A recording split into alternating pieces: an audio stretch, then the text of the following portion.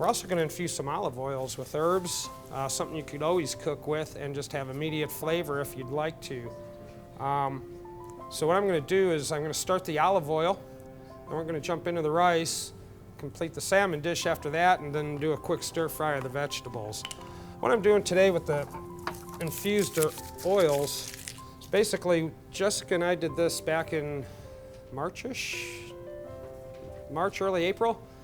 We did it for a cooking class here, and I've cooked with them since then, and they work pretty well. So we're going to be cooking with a lemon-infused olive oil tonight. That's going to be one of the things we cook with, but I'm also going to make them up for you. What you got to do is you got to start it off by heating up your olive oil just a little bit above room temperature. You don't want it too hot because it'll wilt the herbs or whatever you're putting in there. But I'm going to just get that going. I think I should have about enough. The first one we're going to do is going to be a lemon olive oil. All we're going to do is we're going to take the rind. Now we're going to cook with the rest of this later. It doesn't take a whole lot. I mean, if I was using, I bought all this stuff here at Food City. I'm grabbing the Basil Jar. That's going to confuse somebody. Bought these down in the shelf at Food City. These are perfect because it takes a long time to go through some of these olive oils. They're great to cook with. They're also good to sprinkle over salads or drizzle over salads. What I did, I took a little bit too much off of that. You don't want the pulp in there. Pulp's going to create more bacteria. So all I'm going to do is take the lemon, pretty much the rind or the zest. It's about 1/4 of a lemon for this size. If you had a larger jar, you'd probably use all of that. Okay, that's the start of the lemon. That's all we do. We got to get that just above room temperature. The next one we're going to do is a jalapeno, and you could combine these. So if you wanted to saute something to make a jalapeno flavor with lemon, you could control that by how much you put in there. And again, the same process. Just going to take out the outer part of the jalapeno. Staying away from the seeds. And we're just going to sliver those a little.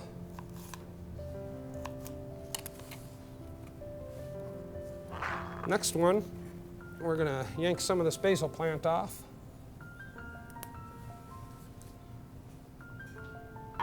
There's the basil jar. This one we're just going to cram that in there. Then I don't have the plant, the growing plant, but I'm going to use some thyme. Thyme seems to be a lot of people's favorites when you're doing this olive oil thing. This is some nice English creeping thyme. This is, actually we don't get this in too often. This is the creeping thyme. A lot of times the stems are a lot firmer. These are real thin. This is what you see a lot of times. They put them in the sidewalks or around the sidewalks and inside the bricks, and they grow up for landscaping and decoration. So this is really, really pungent. How many of you are familiar with cooking with fresh herbs or use fresh herbs? Oh, that's not enough, folks. We're going to have to do something about that. Yeah, now how I'm going to measure this is, I said, just above room temperature.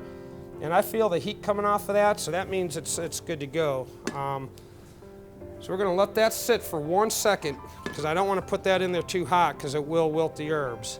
Okay, so for this oil, you get it to room temperature, and you just fill it up.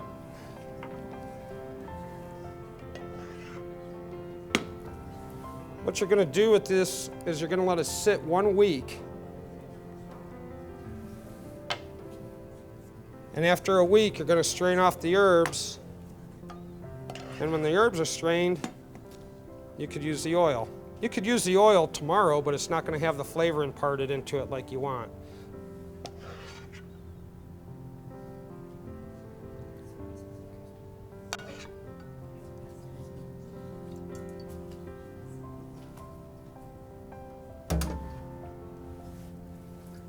And we'll save this pan for later because we got to cook in that.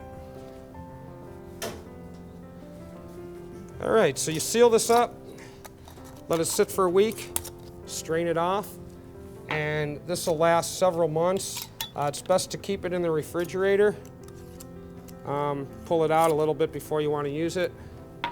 Is that true with all the oils, or is that just with this, with the herbs in there, it's just a little added protection since, you know, you got some enzymes in there from the herbs. Now you could buy some of the olive oils that they sell are pasteurized. I don't know how they do that. They pasteurize them so they're safe if the herbs are in there.